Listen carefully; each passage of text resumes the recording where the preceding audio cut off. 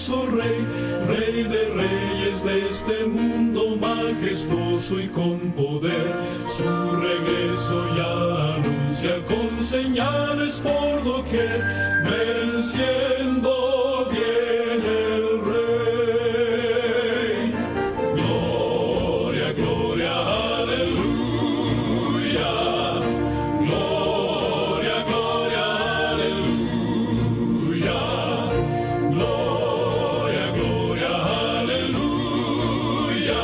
Venciendo viene el Rey. Muy buenos días, mi querido hermano y mi querida hermana. Estamos contentos, felices de estar otra vez pudiendo compartir palabra de Dios con cada uno de los que nos están escuchando. Hoy tenemos un tema sumamente importante, un tema, una verdad presente para este tiempo. Esperamos que usted pueda escucharnos, que pueda tomar su tiempo, que pueda analizar el tema y que pueda también tomar decisiones en su vida.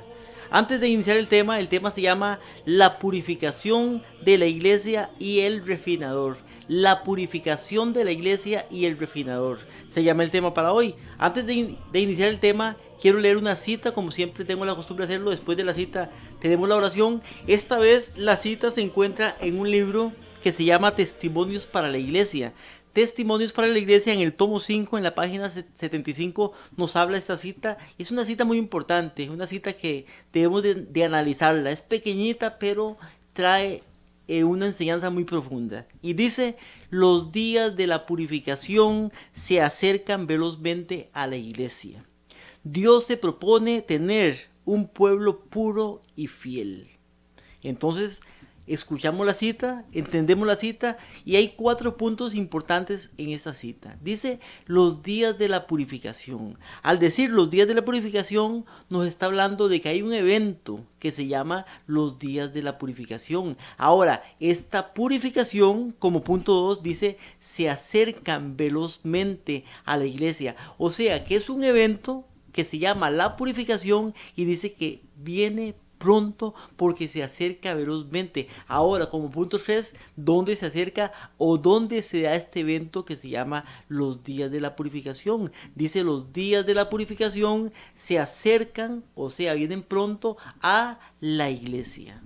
Es un evento que se realiza, que se da, que ocurre en la iglesia, y la iglesia es el pueblo de Dios. O sea que esta purificación de la cual está hablando este texto, esta cita que leemos, no se da en el mundo, sino que se da en la iglesia. Y como 4 punto importante en esa cita dice: Dios se propone tener un pueblo, dice, puro y fiel. Un pueblo puro y fiel. O sea que la purificación que viene pronto y que es y se da, que ocurre dentro de la iglesia, el pueblo de Dios en el tiempo del fin, dice, es ¿para qué?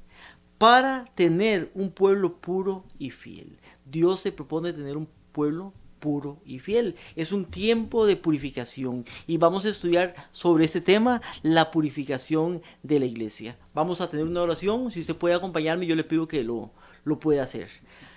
Padre nuestro que estás en los cielos, santificado sea tu nombre. Te damos gracias por un día más de vida que nos das, por el privilegio, Señor, de poder estar acá compartiendo tu santa y divina palabra, Señor. Te pedimos, Señor, que tú nos ayudes a poder hablar, explicar con claridad este tema, un tema importante, Señor, pero danos claridad para que podamos todos entender el tema y podamos saber en qué momento de la historia de la humanidad estamos viviendo. Te pido por cada persona que nos escucha, que nos ve, Señor, a través de los medios, que tú puedas estar con ellos y que tu Espíritu Santo sea en cada corazón y que les des el entendimiento, pero también humildad para poder aceptar aquello que está escrito y que nos quite, Señor, el orgullo, para que no nos aferremos, Señor, a esas verdades, o más bien a esas enseñanzas que fueron erróneas o que son erróneas y que a veces nos aferramos y no queremos aceptar la verdad que tú nos señalas a través de tu siervo, Señor. Te pedimos que nos bendigas, que nos instruyas, que nos ayudes a tomar decisiones y que nos hagas responsables ante el mundo de este mensaje que tenemos. Gracias en el nombre de Jesús. Amén. Los días de la purificación de la iglesia dice que se acercan velozmente. Dios se propone tener un pueblo puro y fiel. Estamos viendo el tema de la purificación de la iglesia. Ahora, antes de ver este tema, como introducción, El evento más importante en la historia de la humanidad, el evento magno, el evento que sobrepasa todo evento, se llama la segunda venida de nuestro Señor Jesucristo. Sin embargo, en cada época también de la historia de la humanidad han habido eventos importantes. Y aunque el evento más importante es la segunda venida de nuestro Señor Jesucristo, y es un evento que debemos de enseñar, debemos de predicar, debemos de enseñar a la gente en este caso, aunque es un evento importante, también hay eventos importantes en la historia de la humanidad, eventos de suma importancia. Por ejemplo, en el tiempo del diluvio, mi hermano y mi hermana, ¿cuál era el evento más importante?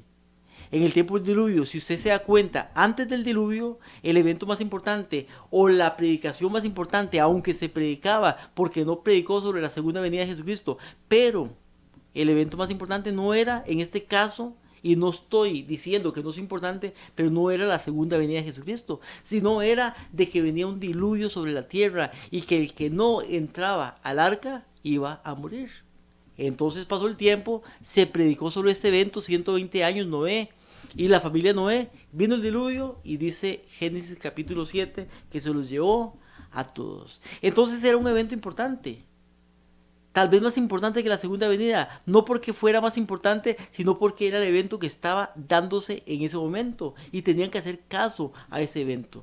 Si usted se da cuenta, en los días de los apóstoles, en los días de Jesucristo, hace 2000 años, ¿cuál era el evento importante en ese tiempo? El evento más importante en ese tiempo era que Jesucristo había venido a la tierra. Los escribas, fariseos, los judíos esperaban la segunda venida y se olvidaron de esa primera venida de nuestro Señor Jesucristo. Cuando vino Jesucristo, ellos debían y todos aceptar que Jesucristo era el Mesías, que era el Cordero de Dios, que quitaba el pecado del mundo. Sin embargo, no lo aceptaron, pusieron su mirada en la venida de Jesús como Rey de Reyes y Señor de Señores, la segunda venida, y perdieron su salvación, perdieron su vida la mayoría de personas. ¿Cuál era el evento más importante en ese momento? Era que Jesús es el Cordero de Dios que quita el pecado del mundo, que fue crucificado, resucitó al tercer día y por sus llagas nosotros somos salvos. Sin embargo, a veces perdemos de vista estos eventos importantes. Hay eventos importantes en la historia de la humanidad, como en el tiempo de Moisés, cuando iban a pasar los 40 años o a terminar los 40 años, y el evento importante en ese momento era que iban a entrar, iban a tomar como posesión la tierra prometida. En el tiempo de Daniel, Daniel oraba y lloraba angustiado por el cumplimiento de los 70 años, predichos por el profeta Jeremías. Y estaban esperando ese evento importante de que se cumpliera para poder tener su país, tener su templo y que Dios pudiera por medio de ellos rehabilitar estas cosas. El segundo templo en este caso allá en Jerusalén. Eventos importantes. Entonces la pregunta hoy en día es, o la pregunta hoy es, ¿cuál es el evento más importante en este momento, en este instante? Porque hay momentos importantes. Ahora, antes de ver cuál es el evento más importante en este momento, como dijimos, la segunda venida es el evento magno, el evento más grande en la historia de la humanidad. Pero en este momento, ¿cuál es el evento más importante? El evento en el cual debemos de enseñar, el evento que tenemos que predicar, el evento para el cual tenemos que prepararnos. Y como dije antes de esto, acordémonos también primeramente, y es importante, que antes de cada evento importante en la historia humana, antes hay un tiempo de preparación. O sea, tiempo de preparación, evento importante. Primeramente, Noé fue predicando y predicando y predicando para que la gente se preparara, para que la gente se entregara, para que la gente entrara al arca, y después vino el evento. Y así sucesivamente pasa en la historia humana explicada, confirmada a través de las Escrituras. Entonces, recuerde lo que dice Amós capítulo 3 y versículo 7. Dice, porque nada hará el Señor Jehová sin que revele su secreto a sus siervos los profetas. O sea que por medio de los profetas Dios nos revela los eventos para que nosotros nos preparemos, para que no nos tomen desapercibidos y para que cuando venga el evento estemos listos.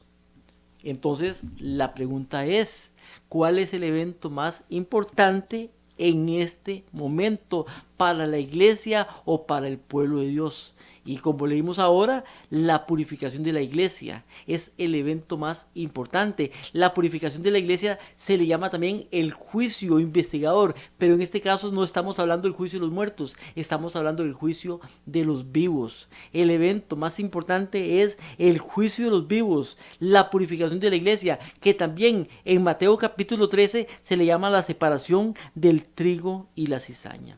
Ese, mi hermano y mi hermana, es el evento más importante en este momento. Estamos en el tiempo de la preparación, para que usted pueda prepararse, porque nuestros nombres son leídos allá en los cielos, o serán leídos en los cielos en cualquier momento. Si no pasamos esta preparación, entonces no vamos a poder estar listos para este evento. Y nuestros nombres, lamentablemente, aunque estén en el libro de los cielos, en el libro de la vida, serán borrados de esos libros y serán sacados. Seremos perdidos, lamentablemente. Ahora, ¿por qué y para qué se da este evento? Porque todo evento tiene una finalidad. Entonces, ¿para qué se da este evento? Este evento se da, mi querido hermano y mi querida hermana, porque el evangelio, la verdad presente, la enseñanza de nuestro Señor Jesucristo, de la segunda venida y otros eventos más adelante también, o antes de la segunda venida, tienen que ser predicados, enseñados al mundo. Y la iglesia, lamentablemente, en la condición en la cual está hoy, aunque se hagan campañas, aunque se predique por muchos medios, sea radio, televisión, aunque se hagan un montón de eventos para poder llevar el evangelio, la iglesia en la condición en la cual está no puede predicar con todo el poder del Espíritu Santo porque no está preparada, lamentablemente. La iglesia está en una condición espiritual tibia, mala. Entonces tiene que pasar este evento, que este evento es la separación del trigo y la cizaña, separar lo malo para que quede lo bueno, y eso que va a quedar bueno es el que va a hacer la labor de predicar con el poder del Espíritu Santo un mensaje en el tiempo del fin, y que mucha gente de toda tribu, pueblo, lengua y nación puedan entender, puedan decidir, puedan escuchar este mensaje y tomar una decisión para unirse o no al pueblo de Dios. Pero para eso, mi hermano, no se ocupa televisión, no se ocupa radio, no se ocupan este tipo de medios, tecnología. Lo que se ocupa es el poder del Espíritu Santo. Y para esto, mi hermano y mi hermana, la iglesia, como en el tiempo de los apóstoles, tiene que estar unánime junta. Y la iglesia no está unánime, ni en unidad, ni junta. Ni siquiera está lista ni preparada, porque está en una condición espiritual sumamente mala. Eso lo podemos leer en Apocalipsis capítulo 3, versículo 14 en adelante. Y usted lo sabe. Entonces, este es el tema que vamos a enseñar hoy. No lo estamos enseñando. Esta es solamente la introducción sobre este tema. Espero que el tiempo me dé para poder terminar. Antes de empezar el tema, quiero ver 3 puntos importantes. Y 3 puntos importantes, el primero es este. 1. El hombre necesita ser purificado o limpio. El hombre individualmente estamos hablando. Ahora, el hombre se ensucia, el hombre se mancha, el hombre se contamina de 2 formas o de 2 maneras. Una física y otra espiritual. De la manera física o de la forma física se ensucia de 2 maneras, una por dentro y otra por fuera. Ahora, por fuera es nuestro cuerpo. Nuestro cuerpo se ensucia, se mancha, se contamina cuando trabajamos, cuando hacemos el trajín diario, por el humo de los carros y por muchas cosas. Usted trabaja en el campo, trabaja en construcción, trabaja en una oficina, de cualquier manera que usted trabaje, que usted labore, que usted haga, sea en una casa, sea ama de casa, o sea lo que sea, siempre uno como persona se va a ensuciar, se va a contaminar por el trajín del día y estas cosas. Ahora, cuando uno se contamina, se ensucia, entonces hay una forma para poder quitarse esa impureza, y eso se llama el agua, la limpieza. Entonces uno se debe de bañar para poderse limpiar lo mejor posible. Por eso es bueno bañarse en la tarde. Muchas veces llegamos a la casa después del trabajo y la gente se acuesta a dormir y ni siquiera se baña. pero toda la contaminación que traemos del trajín del día, uno debe de limpiarla para poder acostarse de una manera limpia y en la mañana nos vayamos para poder llegar frescos al trabajo. Entonces es buena una y la otra, los dos baños diariamente, pero eso es la suciedad que se adquiere físicamente por fuera. También el hombre físicamente se ensucia por dentro. Ahora, por dentro nos ensuciamos por la mala alimentación, también por lo que viene y la contaminación que viene de afuera, y por esa suciedad se obtienen enfermedades, virus, bacterias y varias cosas, porque nos estamos ensuciando por fuera y necesitamos ser también limpios, necesitamos ser purificados de esta suciedad también. Entonces, para poder obtener una limpieza de este tipo de suciedad, necesitamos cambios en los hábitos de la salud. O sea, necesitamos, en otras palabras, aplicar los 8 remedios naturales a nuestra vida para poder ser limpios. Ahora, también, como punto 2, el hombre se ensucia de una manera espiritual también. ¿Cómo nos ensuciamos espiritualmente? Nos ensuciamos espiritualmente por nuestros sentidos, por lo que vemos. ¿Qué es lo que ven nuestros ojos? Lo que vemos es por medio de la televisión, por medio del internet, por medio del cine, por medio de lo que sea. Vemos violencia, vemos sexualidad, terror, pornografía y todo este tipo de cosas que ensucian nuestra mente. Por medio de esto o de nuestros ojos, en este caso, estamos ensuciando nuestra mente, nos estamos ensuciando, en este caso, espiritualmente. También nos ensuciamos o nos contaminamos por medio de lo que escuchamos.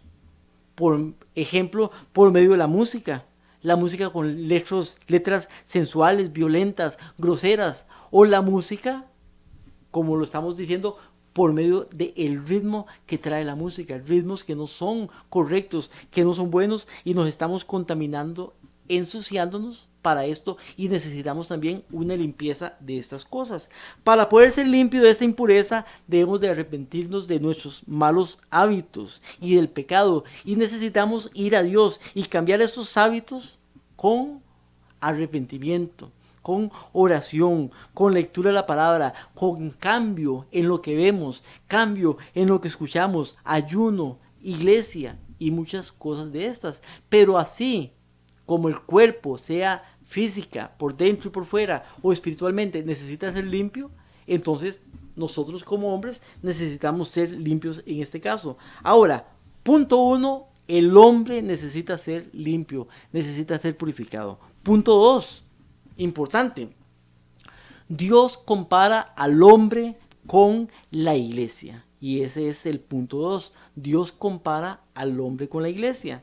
Ahora, ¿será cierto esto? Estamos hablando en manera comparativa, no estamos hablando proféticamente. Sabemos que en la profecía la mujer es la iglesia, pero estamos hablando en manera comparativa. Dios compara al hombre con la iglesia. Jeremías capítulo 18, versículo 1 al 6 nos dice. Jeremías 18 del 1 al 6 nos dice: palabra de Jehová vino a Jeremías diciendo, que le dice: levántate y vete a la casa del alfarero, y allí te haré oír mis palabras. Y descendí a la casa del alfarero, y aquí que él trabajaba sobre la rueda, y la vasija de barro que él hacía, ¿quién la hacía? El alfarero. La vasija de barro que él hacía se echó a perder en su mano. ¿Y qué hizo el alfarero? Dice, y volvió y la hizo otra vasija, según le pareció mejor hacerla. Entonces Jeremías está viendo el alfarero construir o hacer la vasija, que es de barro. Y al hacerla, ve que se le cae la vasija, que le queda mal, y hace otra vasija. Entonces dice, vino palabra de Jehová diciendo: ¿no podré yo hacer de vosotros como este alfarero, oh casa de Israel? Dice Jehová: he aquí como el barro en las manos del alfarero, así son ustedes en mi mano, oh casa de Israel. Entonces vemos aquí que Dios se compara con el alfarero. Y la vasija que es de barro representa al pueblo de Dios. Por eso dice, oh casa de Israel, así sois vosotros, oh casa de Israel, como la vasija que es de barro. O sea, en este caso, el barro es lo que representa al pueblo de Dios. La vasija es de barro. O sea, el barro o la vasija de barro está representando en este caso al pueblo de Dios. Esto representa. Ahora, ¿de qué material fue hecho el hombre? Sería la siguiente pregunta. Génesis capítulo 2, versículo 7, una cita muy conocida dice, entonces Jehová Dios formó al hombre, ¿de qué? Del polvo de la tierra. Entonces, ¿de qué forma Dios al hombre? Del polvo de la tierra. ¿Y qué más dice? Dice, y sopló en su nariz aliento de vida y fue el hombre un ser viviente o un alma viviente, una persona. Dice que fue el hombre. Pero el hombre fue hecho del polvo de la tierra. Ahora, la pregunta es, ¿se podrá formar algo del polvo? ¿Usted puede agarrar polvo y formar algo, hacer una figura, hacer algo? En este caso, pues no lo podemos hacer. Lo que Dios usó no fue polvo como el que usted y yo nos imaginamos, como el que usted y yo conocemos, fue polvo mojado, o sea, barro. Ahora, yo digo esto y ¿cómo lo puedo comprobar? De que lo que usted dio fue barro y no polvo, sino polvo mojado, que es barro. Si leemos Job capítulo 33, versículo 6, dice al final, y yo también del barro fui formado. Dice, yo también del barro fui formado. Isaías capítulo 64 y versículo 8 nos dice, ahora pues Jehová, tú eres nuestro Padre y nosotros barro. Y tú el que nos formaste, así que obra de tus manos somos todos nosotros. ¿De qué fue hecho el hombre? Dice que de barro. Entonces, así como el hombre fue hecho de barro, el cuerpo del hombre es hecho de barro. Pero aunque el cuerpo del hombre era hecho de barro, usted se puede imaginar al hombre con su cabeza, su cuerpo, sus extremidades. Dentro de este cuerpo tenía el cerebro, el corazón, el hígado y todos los órganos necesarios para la vida humana. Pero, aunque tenía todos esos órganos necesarios, este hombre no se podía mover. Estamos hablando del primer hombre que fue creado. No podía respirar. No podía pensar y no podía hacer nada. ¿Qué pasó o qué tuvo que pasar para que este hombre pudiera comenzar a hacer todas las cosas que hace ya como hombre? Dice que Dios le da la capacidad de respirar. Mete su espíritu dentro de él y es entonces cuando cada miembro del cuerpo comienza a cumplir su función y cuando se combina el barro con el soplo de vida. Sopló en su nariz aliento de vida y fue el hombre un ser viviente. Entonces, primeramente, el hombre es hecho del barro. Con todos sus órganos y todo lo que hizo Dios lo hace de barro, pero tuvo que soplar en su nariz aliento de vida, tuvo que soplar en él, tuvo que darle la respiración para que el hombre comenzara a funcionar. Antes de que Dios le diera la respiración, le diera el soplo de vida, el hombre no funcionaba. Era un ser que aunque estaba con todo lo que estaba, con todos sus órganos, con todo, era un ser que estaba muerto en este caso. La vida se la da el soplo de Dios. Ahora, vimos también en Jeremías que Dios compara a la iglesia, al pueblo, con el barro, en este caso el barro del alfarero.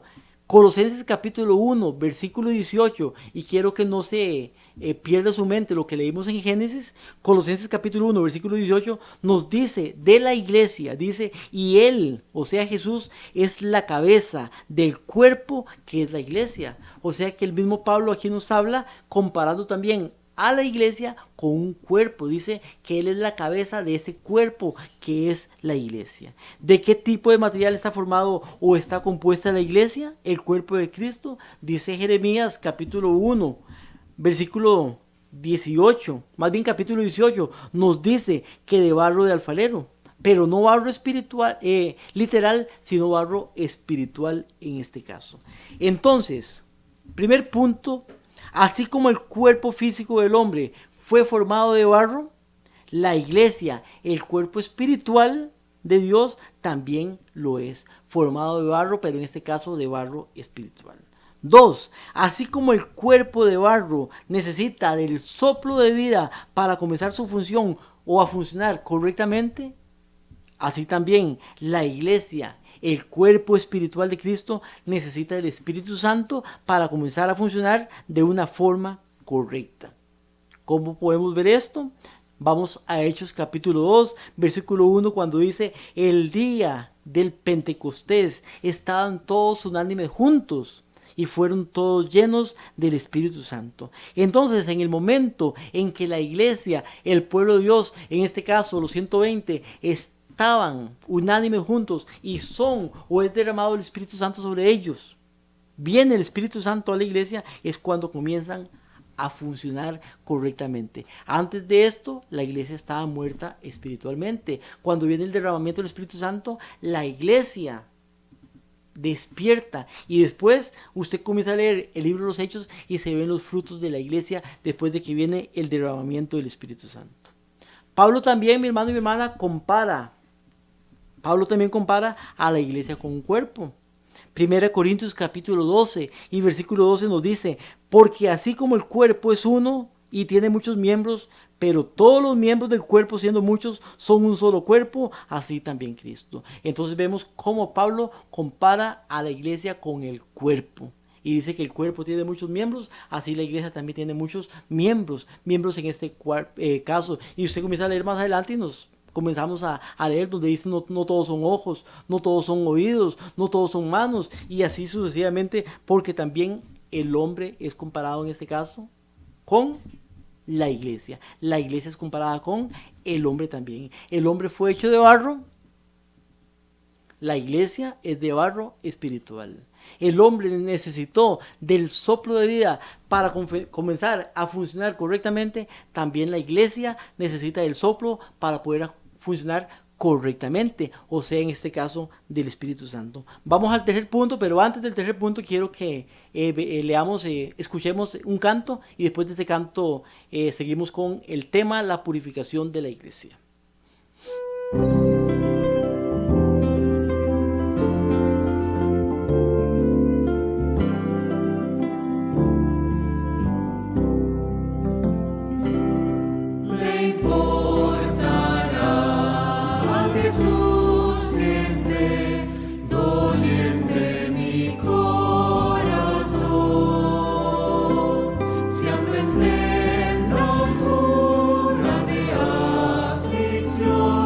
Pues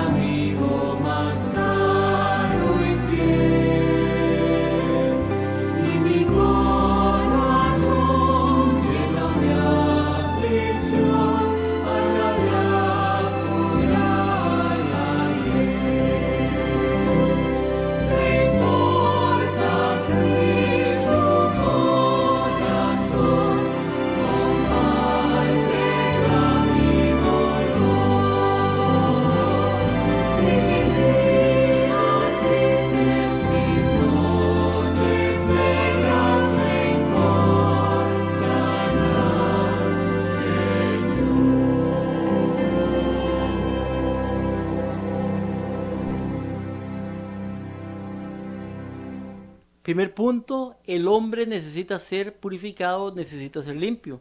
Segundo punto, Dios compara al hombre con la iglesia o a la iglesia con el hombre. Y Pablo nos dice que el hombre es como el cuerpo. El hombre no, en este caso más bien la iglesia es como el cuerpo del hombre. Eso ya lo vimos en los primeros puntos. Ahora, el punto tercero que traemos es un punto importante y dice, así como el hombre necesita ser purificado o ser limpio, que ya lo vimos en el primer punto, también la iglesia necesita ser purificada. Así como el hombre necesita ser purificado individualmente hablando, la iglesia, el cuerpo de Cristo, también necesita ser limpia o necesita ser purificada. ¿Por qué necesita la iglesia ser purificada? Lamentablemente, aunque no debería ser así, pero lamentablemente porque se durmieron los cuidadores en el campo, Mateo capítulo 13, la iglesia está compuesta por trigo y por cizaña y ellos conviven juntos dentro de la iglesia. Así que Dios ha profetizado a través de su palabra que llegaría un día de la purificación a la iglesia. Si leemos Mateo capítulo 13 y versículo 30 nos dice, Mateo 13:30, dejad crecer juntamente lo uno y lo otro. ¿De qué está hablando aquí? Está hablando del trigo y de la cizaña. Dejad crecer juntamente lo uno y lo otro, el trigo y la cizaña. ¿Hasta cuándo? Hasta la siega. Ahora es importante que si este trigo y esta cizaña crecen juntos, pero no para siempre, sino hasta un momento que se llama la siega, es importante que sepamos cuándo es la siega. Ahora, mucha gente piensa y cree que la siega es la segunda venida de nuestro Señor Jesucristo. Sin embargo, eso es incorrecto. Vamos a verlo más adelante, pero dice, dejad crecer juntamente lo uno y lo otro hasta la siega. Y al tiempo de la siega, ¿cuándo? Al tiempo de la siega, yo diré a los segadores, recoged primero la cizaña, atala en manojos para quemarla, pero pongan o recojan el trigo en mi granero.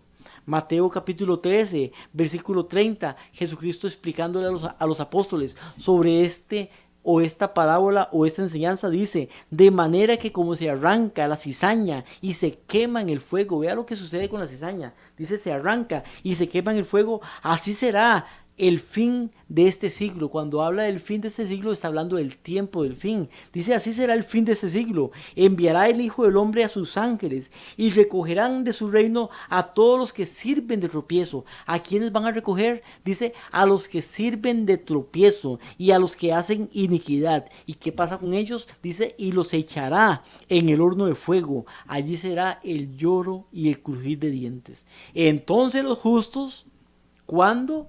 Cuando esto suceda, cuando los injustos, los que hacen en necesidad, sean separados y sean castigados, dice, entonces los justos resplandecerán como el sol en el reino de su Padre. El que tiene oídos para oír, dice que oiga. Entonces, mi hermano y hermana, en el tiempo de la siega, cuando la cizaña sea separada del trigo, entonces dice los justos que van a hacer, van a resplandecer. Y es importante que usted ponga atención y escuche esta palabra porque más adelante la vamos a ver en una cita en Isaías, cuando dice resplandece porque ha venido tu luz, pero eso lo leemos después. Entonces dice que en ese momento los justos van a resplandecer.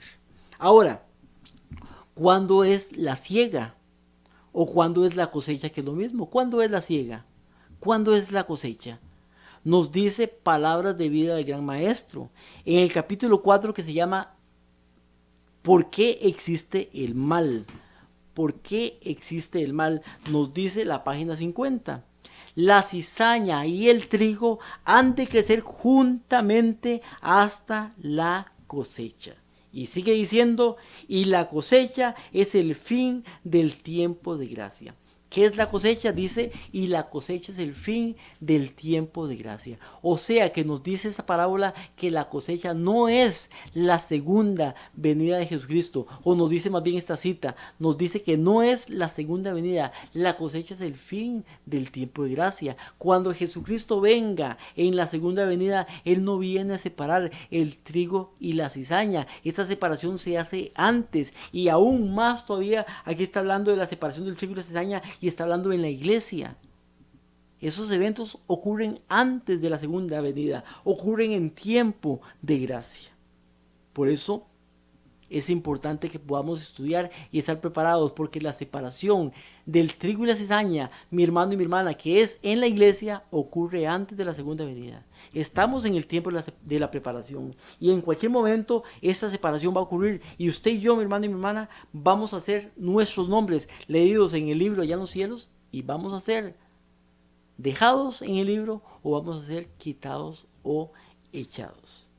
Hay una parábola que está después de esa parábola, ahí se encuentra mismo en Mateo capítulo 13 y versículo 47, que nos habla del mismo evento, solamente que lo explica, lo dice, lo habla, lo enseña en otras palabras, y nos dice, Mateo 13, 47, y nos habla de dos puntos, el 47 y el 48, leemos. El 47 nos habla del primer punto y el 48 nos habla del segundo punto. El 47 dice, asimismo, el reino de los cielos es semejante a una red.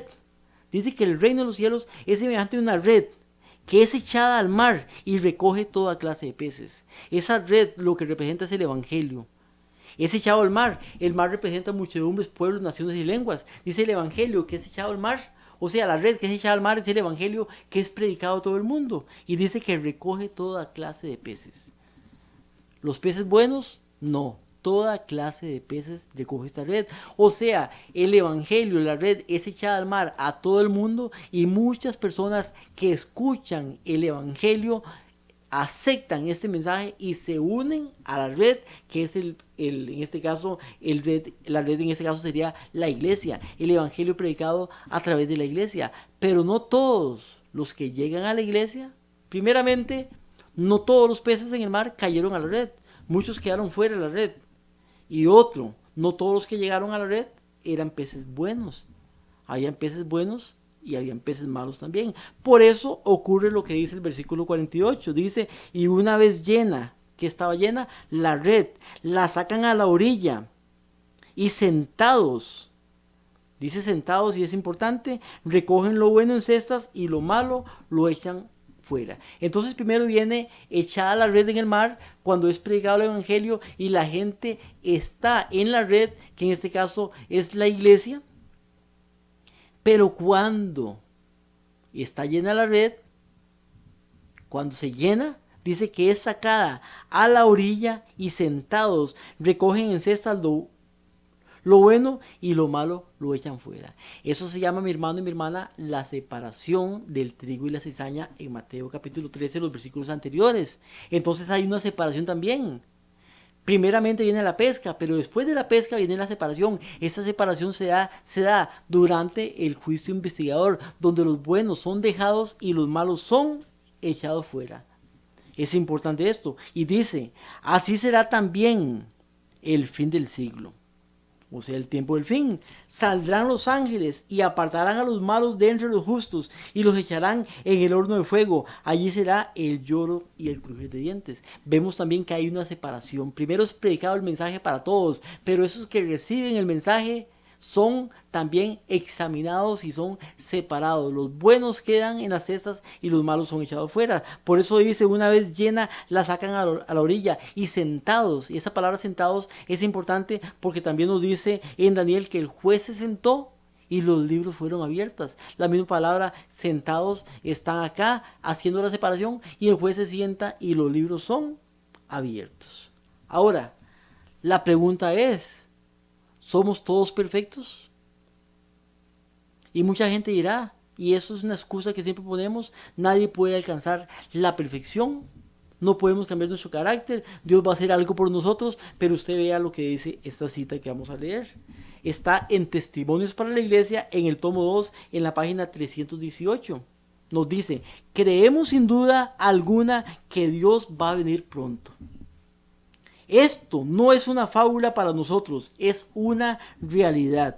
No tenemos la menor duda, ni la hemos tenido durante años, de que las doctrinas que sostenemos son la verdad presente y que nos estamos acercando al juicio. Nos estamos preparando para encontrar a aquel que aparecerá en la nube del cielo, escoltado por las huestes de santos ángeles, para dar a los fieles y los justos el toque final de la inmortalidad. Cuando Él venga, y ponga atención, cuando Él venga, no lo hará para limpiarnos de nuestros pecados, quitarnos los defectos de carácter o curarnos las flaquezas de nuestro temperamento o disposición. Si es que ha de realizarse, y repito, si es que ha de realizar en nosotros esta obra, se hará antes de aquel tiempo. Cuando venga el Señor, los que son santos seguirán siendo santos. Los que han conservado su cuerpo y espíritu en pureza, santificación y honra recibirán el toque final de la inmortalidad. Pero los injustos, inmundos y no santificados permanecerán así para siempre. No se hará en su favor ninguna obra que elimine sus defectos y les dé un carácter santo. Y nos viene una palabra, un sustantivo interesante que dice el refinador. ¿Quién? El refinador. Vamos a ver qué es el refinador de Jesucristo. Dice, el refinador no se sentará entonces para proseguir su proceso de refinación. ¿Qué va a hacer el refinador? Dice que no se va a sentar en ese tiempo, después del tiempo de la cosecha, después del tiempo de la siega, no se va a sentar para proseguir el proceso de refinación. ¿Cuál proceso? El proceso de refinación. O sea que antes de esto lo que había era un proceso de refinación hecho por un personaje que se le llama acá el refinador, y que si vemos nos damos cuenta y vamos a leer más adelante que se refiere a nuestro Señor Jesucristo.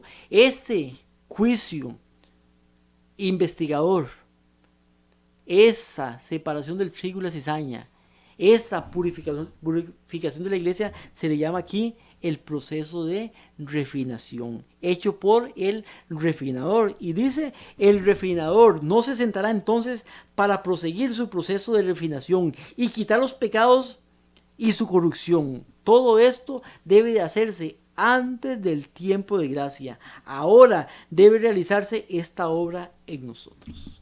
Importante, interesante, mi hermano y mi hermana. Aquellos que todavía dicen, aquellos que todavía creen, aquellos que todavía se excusan de que no podemos cambiar, porque es muy difícil, porque es imposible, y porque esto y porque lo otro. No, mi hermano y mi hermana.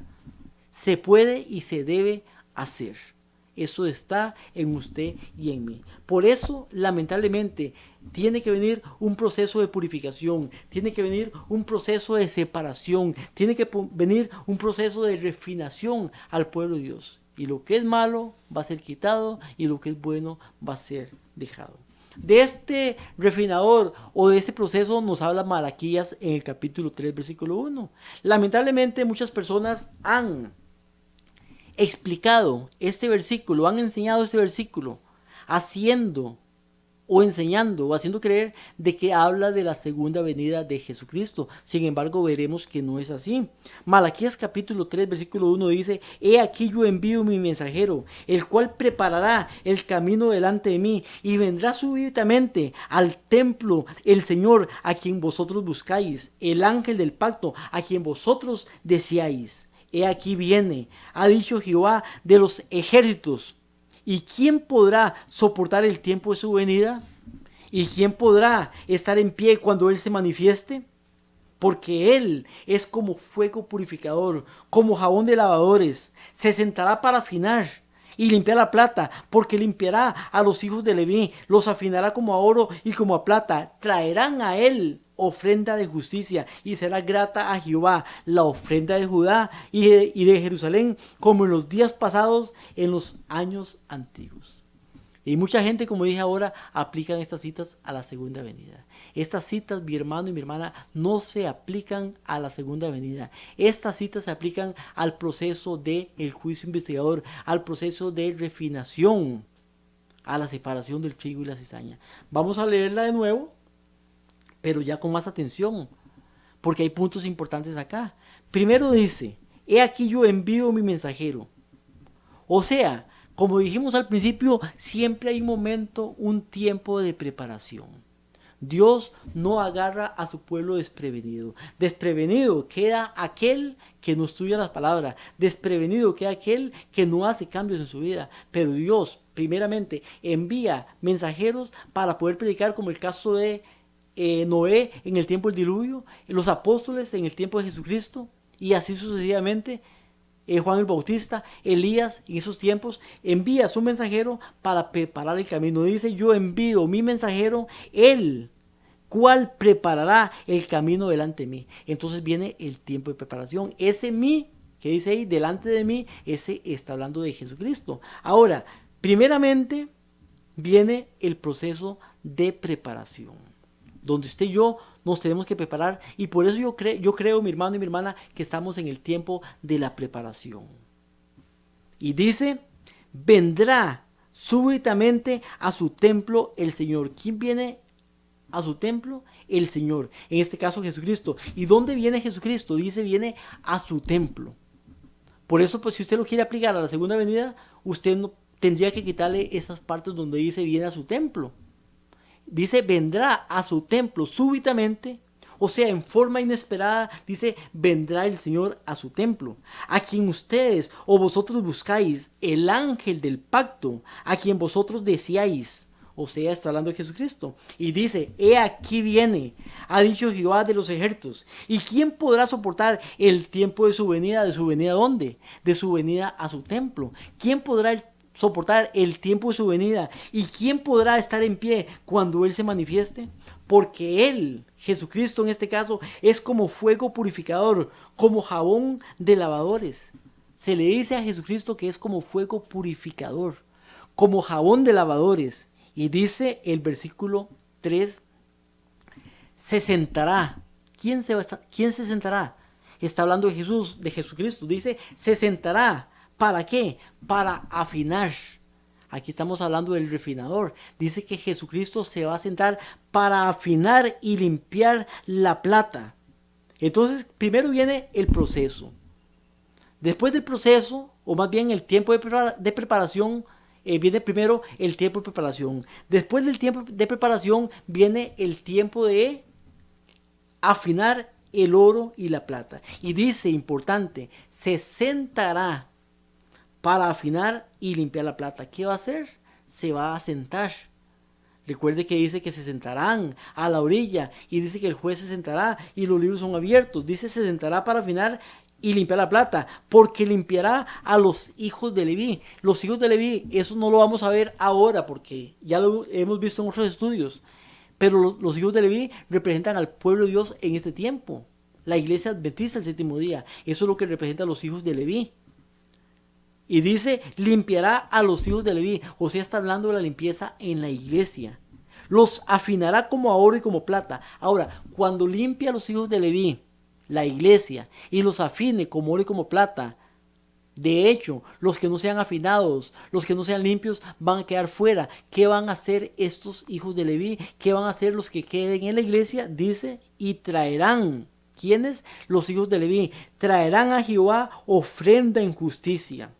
Esa ofrenda en justicia es la gran multitud que se convierte con la predicación del mensaje del cuarto o el tercero y cuarto ángeles en el tiempo después de la separación del trigo y la cizaña. Y dice, traerán a Jehová ofrenda en justicia. Será grata a Jehová la ofrenda de Judá y de Jerusalén, como en los días pasados y como en los años antiguos. Eso no puede pasar en la segunda venida, porque en la segunda venida ya no van a haber más ofrendas a Jehová. Primeramente viene la purificación de la iglesia. Cuando la iglesia sea purificada, esos que queden en la iglesia serán llenos del Espíritu Santo, el soplo de vida en ellos, que les va a la capacidad para poder predicar con poder y gloria, y van a llevar el mensaje, el evangelio, a muchedumbres, naciones, pueblos y lenguas, y muchos van a convertirse, que le llama aquí ofrenda en justicia. ¿Cuándo se aplica esta cita de Malaquías capítulo 3, versículo 1 en adelante?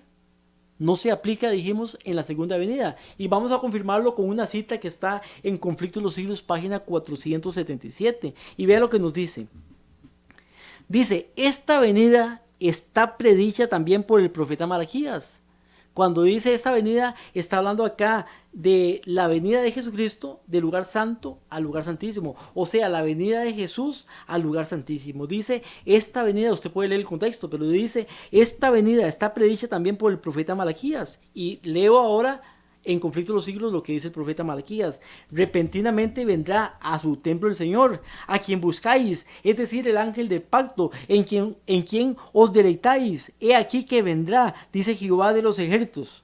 Y dice Malaquías capítulo 3, versículo 1. La venida del Señor a su templo fue repentina. La venida del Señor, ¿dónde? A su templo, fue repentina, de modo inesperado para su pueblo. No lo esperaba allí, esperaba que viniera a la tierra.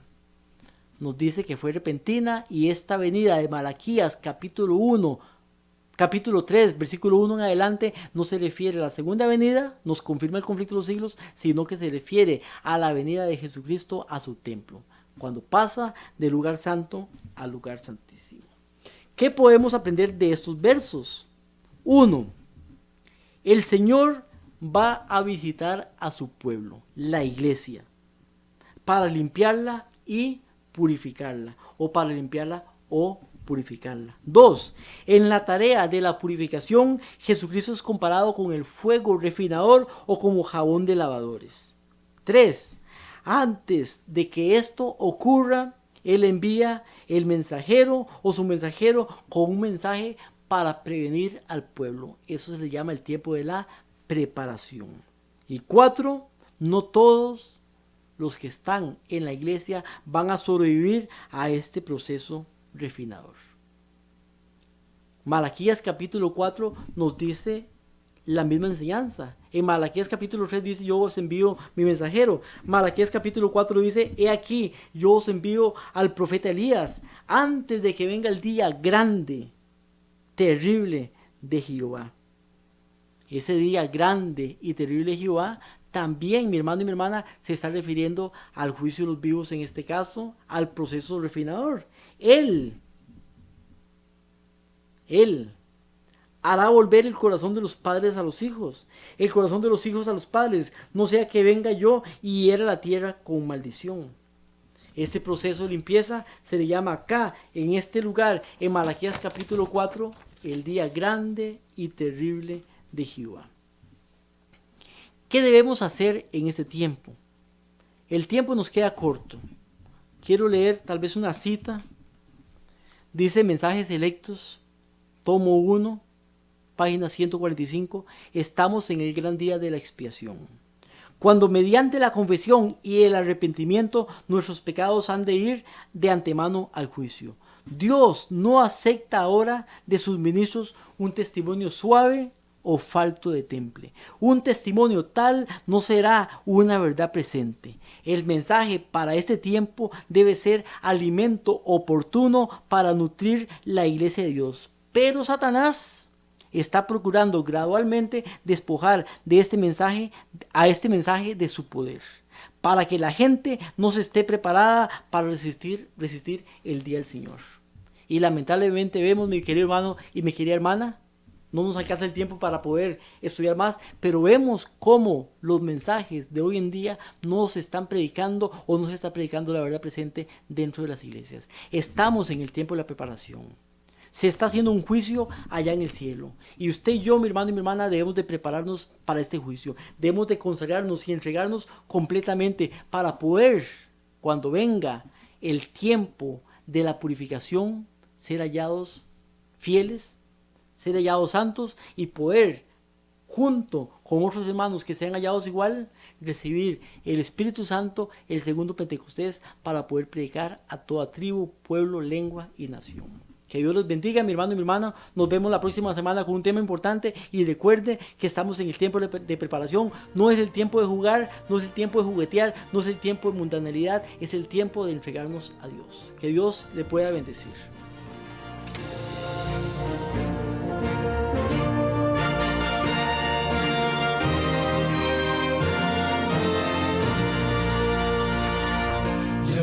La gloria eterna de Jesús, grandioso Rey, Rey de reyes de este mundo, majestuoso y con poder. Su regreso ya anuncia con señales por doquier, venciendo viene el Rey. Gloria, gloria, aleluya.